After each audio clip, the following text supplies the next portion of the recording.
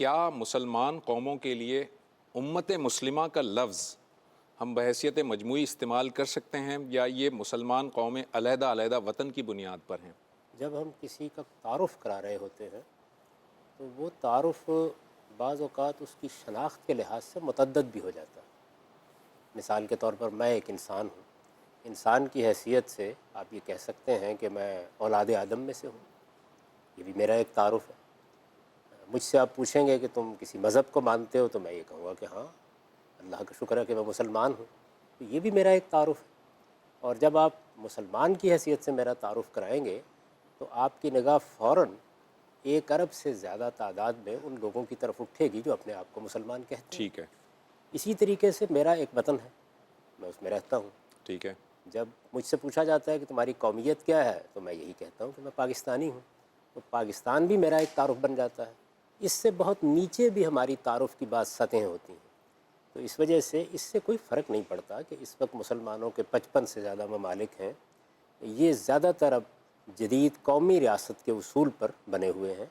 ان میں مسلمانوں کے ساتھ غیر مسلم اقوام بھی رہتی ہیں، لیکن مسلمان کی حیثیت سے مراکش سے لے کے انڈونیشیا تک، بلکہ اب تو بہت سے مغربی ممالک میں بھی وہ لوگ جو اسلام کو اپنا دین کہتے ہیں، اسلام کو دین کی حیثیت سے تسلیم کرتے ہیں، وہ اگر اپنی یہ شناخت بھی بیان کریں کہ ہم امت مسلمہ ہیں ٹھیک ہے، تو اس میں کوئی حرج کی بات نہیں ہے۔ امت مسلمہ ہمارا ایک روحانی تعارف ہے، یعنی ہم ایک دین کو مانتے ہیں، ہم اللہ کے پیغمبروں کی ہدایت کے ماننے والے ہیں، ہم نے اس حقیقت کو تسلیم کر لیا ہے کہ اللہ کی ہدایت آسمان سے آتی ہے اور وہ علم کا سب سے بڑا اور سب سے مستند ذریعہ ہوتی ہے۔ اس کو ماننے والوں کی دنیا میں اس وقت جس طرح کہ میں نے عرض کیا 1 ارب سے بھی زیادہ تعداد ہے، اور وہ اگر اپنے آپ کو اس تعبیر کے ذریعے سے لوگوں سے متعارف کرائیں تو اس پہ کوئی اعتراض وارد نہیں ہوتا۔ کسی کو امت کہنے کے لیے ضروری نہیں ہے کہ وہ ایک سیاسی وحدت بھی ہو، وہ ایک روحانی وحدت ہو سکتی ہے۔ جس طرح کہ ہم جب کہتے ہیں کہ یہ کرۂ ارض پورا کا پورا انسانوں سے آباد ہے، یا ہم سب اولاد آدم ہیں، یا انسانی حقوق کا تصور دیتے ہیں، تو اس موقع پر ہم یہ تو نہیں دیکھتے کہ یہاں امریکہ ہے یا برطانیہ ہے یا پاکستان ہے یا ہندوستان ہے، اس میں انسانیت بحیثیت انسانیت اپنا تعارف کرا رہی ہوتی ہے، یعنی حیوانات کے مقابل میں انسان ایک نوع ہے۔ بالکل اسی طریقے سے جی دنیا کی اقوام میں جی، جس طریقے سے نسل کی بنیاد پر ایک قومی شناخت بنتی ہے، رنگ کی بنیاد پر بنتی ہے، علاقے کی بنیاد پر بنتی ہے، بالکل اسی طرح سے نظریے، ثقافت، تہذیب اس کی بنیاد پر بھی بنتی ہے۔ تو مذہب کی بنیاد پر ہماری ایک شناخت ہے کہ ہم مسلمان ہیں، اور اس تعبیر کو، امت مسلمہ کی تعبیر کو صدیوں سے ہم نے اختیار کر رکھا ہوا ہے۔ میرے خیال میں اس میں کوئی تبدیلی لانے کی ضرورت نہیں ہے۔ جاوید صاحب، اس وقت جو دور جدید کی جو اصطلاحات ہیں، ٹرمینالوجیز ہیں، ان دور جدید کی ٹرمینالوجیز میں جو سیاسی جو تعبیر جو ہے وہ زیادہ رائج ہے، یعنی میں پاکستانی ہوں، وہ ہندوستانی ہے، وہ سعودی عرب کا رہنے والا ہے، یہ زیادہ رائج تعبیر ہے اس وقت؟ ایسا ہوتا ہے، یہ قدیم زمانے میں بھی رہا ہے، یعنی قدیم زمانے میں بھی آپ اگر مسلمانوں ہی کی کتابیں پڑھیں تو ہم کہتے ہیں یہ اہل مغرب ہیں۔ ٹھیک اہل ہے، مغرب اس زمانے میں یورپ، موجودہ مغرب کو نہیں کہا جاتا تھا، مراکش اور افریقہ کے اوپر کے ممالک یہ مغرب کہلاتے تھے۔ ٹھیک ہے، اگر آپ آج سے 400-500 سال پہلے کی تصانیف کا مطالعہ کریں تو اس میں ہمارے ہاں مغرب اس معنی میں بولا جاتا تھا۔ اسی طریقے سے اہل مشرق، اسی طرح اہل ہند، تو یہ جو ممالک ہیں یا مختلف خطے ہیں، یہ جغرافی آج سے نہیں لحاظ سے، وجود میں آئے۔ ٹھیک ہے، مجھے بہت بچپن میں یاد ہے کہ ہم یہ سنتے تھے کہ ہمارے بزرگوں میں سے بعض لوگ ملایا گئے تھے، ٹھیک ہے، اور انہوں نے بتایا تھا کہ وہاں بھی مسلمان ہیں۔ تو اس لیے یہ تو نہیں کہہ سکتے آپ کہ قدیم زمانے میں یہ ممالک نہیں تھے۔ ہندوستان میں جو سلطنت تھی وہ ہندوستانی کی حدود میں تھی، سلطنت عثمانیہ کے حدود میں ہندوستان کبھی شامل نہیں ہوا۔ اسی طرح سلطنت عثمانیہ کے یا امویہ کے یا عباسیہ کے حدود کبھی ملایا اور انڈونیشیا تک نہیں پہنچے۔ ٹھیک تو یہ ممالک اپنے اس تشخص کے ساتھ موجود تھے، وہ اقوام بھی موجود تھیں، یعنی کم و بیش آپ دیکھیں نا 15ویں صدی کی ابتدا میں وہاں کے لوگ مسلمان ہو گئے تھے، تو اس کے بعد ان کے ہاں سلاطین بھی رہے ہیں، حکومتیں بھی رہی ہیں، وہ اس لحاظ سے اپنا تعارف بھی کراتے ہیں۔ یہ کوئی نئی چیز نہیں ہے۔ ٹھیک ہے۔ اچھا جاوید صاحب، یہ جو ٹرمینالوجی امت مسلمہ کو، اگر میں بحیثیت مجموعی تمام دنیا کے مسلمانوں کو امت مسلمہ سے تعبیر کرتے ہوئے یہ آپ سے پوچھوں کہ امت مسلمہ اس وقت زوال کا شکار ہے، بحیثیت مجموعی اور ہر شعبے میں زوال کا شکار ہے، تو سب سے پہلے ذرا میں یہ جاننا چاہوں گا کہ کیا اللہ تعالیٰ نے اس دنیا میں عروج اور زوال کا کوئی قانون مقرر کیا ہے، یا یہ زوال کا شکار جو ہے یہ کسی اور وجوہات کی، یہ جو سازشیں یا جو ہم بات کر رہے ہیں ان کی وجہ سے ہے؟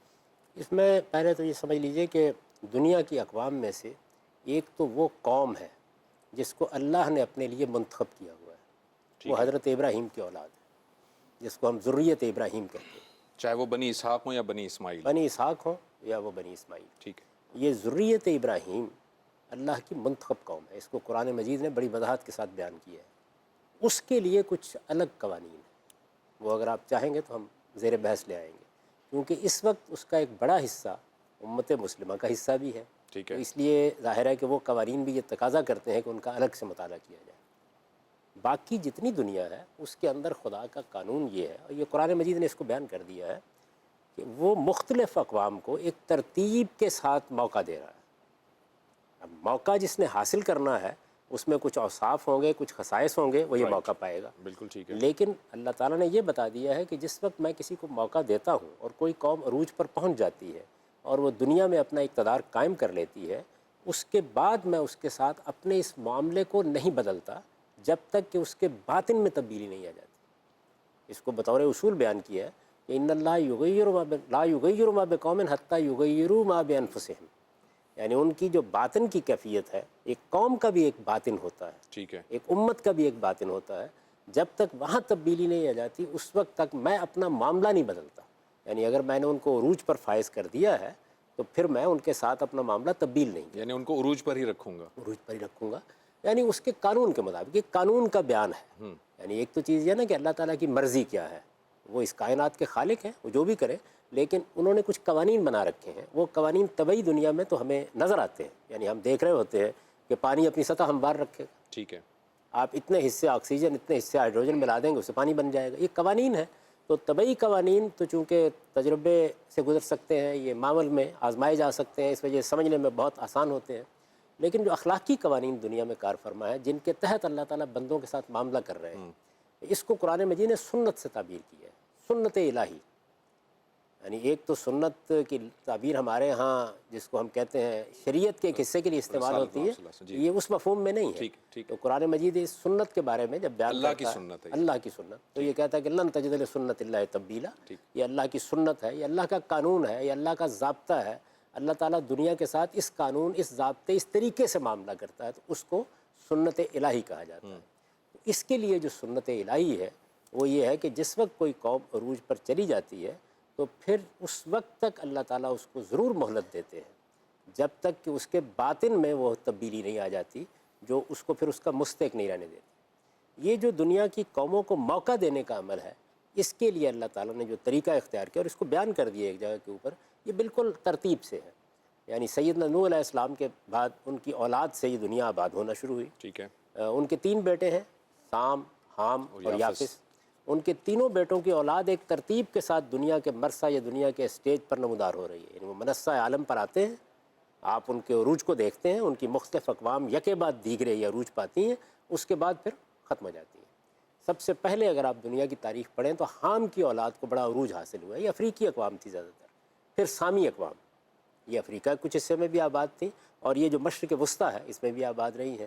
تو آپ ان کی بڑی بڑی سلطنتیں دیکھیں گے قدیم تاریخ میں، اگرچہ وہ قدیم تاریخ اتنی محفوظ اور اتنی متعین نہیں ہے، یہاں تک کہ پھر آپ یہ دیکھتے ہیں کہ معاملہ یافس کی اولاد کی طرف جا رہا ہے۔ جو یورپ، یافس کی اولاد کا قدیم وطن وسط ایشیا کے ممالک، وسط ایشیا، اگر آپ بائبل کو پڑھیں تو یہ معلوم ہوتا ہے کہ یہ وہ اقوام ہیں کہ جو ماسکو میں، جو طبالسک میں، جو وسط ایشیا کی مختلف ریاستوں میں قدیم زمانے سے آباد رہی ہیں۔ تو ایک زمانے میں تو یہ قبائلی مزاج کی اقوام تھیں، چنانچہ قرآن میں بھی ذکر آتا ہے کہ ذوالقرنین نے ایک بڑی سد بنا کر، ایک دیوار بنا کر ان کی طاقت کو مہذب دنیا سے روکا تھا۔ اس وقت سامی اقوام بام عروج پر تھیں، ٹھیک ہے، لیکن آہستہ آہستہ پھر یافس کی اولاد کو عروج حاصل ہونا شروع ہوا۔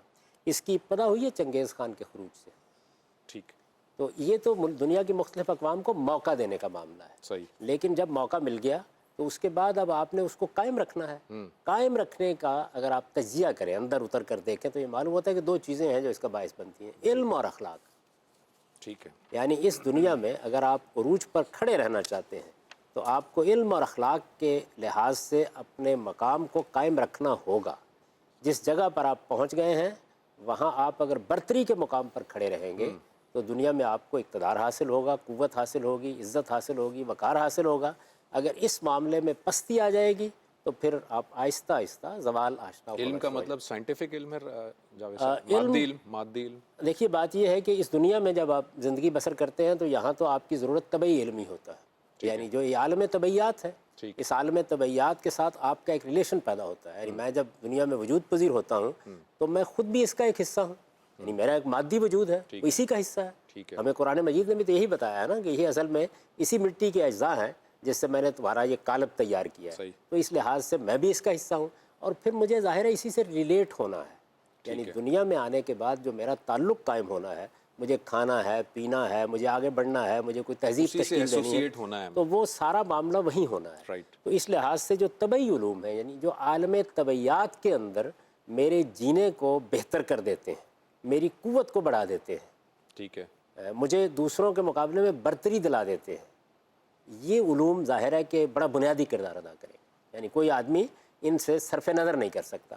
دوسری چیز یہ ہے کہ میں ایک انسان ہوں اور انسان کی حیثیت سے میرے اندر پروردگار نے دو ایسی چیزیں دی ہیں کہ جو دنیا کی باقی مخلوقات میں اس درجے میں نہیں ہیں. ایک میرا اخلاقی احساس ہے، ٹھیک ہے، میں چیزوں کے بارے میں یہ حکم لگاتا ہوں کہ یہ اچھی ہیں، اخلاقی لحاظ سے یہ بری ہیں. اسی طریقے سے میری ایک جمالیاتی حص ہے، یعنی میں خوبصورتی اور بدصورتی کا بھی فیصلہ کرتا ہوں. یہ جو میری جمالیاتی حصہ ہے یا میرا جمالیاتی احساس ہے، یہ اصل میں ان بہت سے فنون کو پیدا کرنے کا ذریعہ بنتا ہے جس کو ہم فنون لطیفہ کہتے ہیں. ٹھیک ہے، یہ موسیقی ہے، یہ شاعری ہے، یہ ادب ہے، اسی طریقے سے مصوری ہے. تو بے شمار فنون اس سے وجود میں آتے ہیں. اور اسی طریقے سے میرا جو اخلاقی احساس ہے وہ اصل میں میرے وجود کی بھی تفہیم چاہتا ہے اور یہ بھی چاہتا ہے کہ میں اب شعوری حیثیت سے ایک انسان کو جب انسان کی حیثیت سے دیکھتا ہوں تو اپنے باہمی ریلیشنز کو بھی میں ایک سائنس میں تبدیل کر دوں. یہ اس کا لازمی تقاضا ہوتا ہے. سوشیولوجی بن گیا. اس کے نتیجے میں بہت سے علوم پیدا ہوتے ہیں. یعنی وہ کچھ علوم وہ ہیں کہ جو میرے اپنے وجود کے ساتھ تعلق کی تشریح کریں گے، جس کو علم الانسان آپ کہتے ہیں. اچھا، اسی طریقے سے وہ خاندان سے متعلق ہو جائیں گے، وہ معاشرے سے متعلق ہو جائیں گے، سماجیات، سوشیالوجی، اس طرح کے علوم وجود میں آئیں گے. میں چونکہ اپنے وجود کی غائطی کے لحاظ سے ریاست آشنا ہوا ہوں، یعنی میں ایک منظم معاشرہ قائم کر دیتا ہوں جس کے اندر ایک تنظیم، سیاسی تنظیم پیدا ہو جاتی ہے، تو سیاسی علوم اس سے وجود میں آ جاتے ہیں. تو اس وجہ سے ایک علوم کا بڑا دائرہ جو ہے وہ اس نوعیت کا بھی ہوتا ہے جس میں میرے سماجی معاملات، میرا نفس، میرے خاندان، میری تہذیب، یہ چیزیں زیر بحث آتی ہیں. اچھا، پھر اس سے بھی آگے بڑھ کر میں ایک انسان کی حیثیت سے اس پر مطمئن نہیں ہو سکتا کہ میں اپنی زندگی کو یہاں سے شروع کر دوں. میں جیسے ہی شعور کی عمر کو پہنچتا ہوں میرے ذہن میں یہ سوال پیدا ہوتا ہے کہ میں ہوں کیا، کہاں سے آیا ہوں.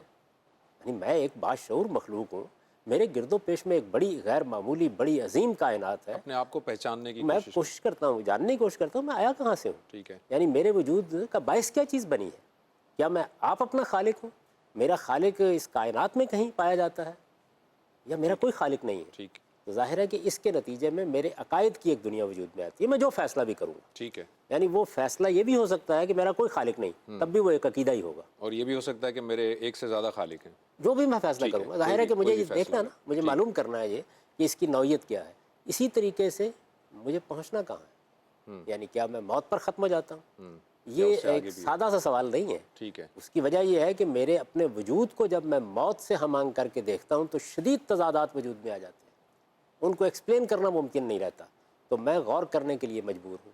تو اس سے ظاہر ہے کہ میرا ایک نظام عقائد وجود میں آتا ہے. میں اس وقت یہ زیر بحث نہیں لا رہا کہ اس میں غلط آتا ہے یا صحیح آتا ہے، وہ آتا ہے. ٹھیک ہے. تو یہ جو کچھ بھی میں نے آپ کی خدمت میں عرض کیا ہے یہ بھی علم ہے، اور یہ علم بھی میری اس زندگی پر اثر انداز ہوتا ہے اور بہت سے میرے اور علوم پر بھی اثر انداز ہوتا ہے. ٹھیک، بالکل صحیح. تو اگر آپ یہ دیکھیں تو بحیثیت مجموعی علم کسی ایک دائرے کی چیز نہیں رہتی. اچھا، اس میں آپ پھر یہ بحث کر سکتے ہیں کہ میری قومی زندگی کے عروج میں کون سا علم زیادہ کردار ادا کرے گا. تاہم یہ سارا ہی علم کردار ادا کرتا ہے.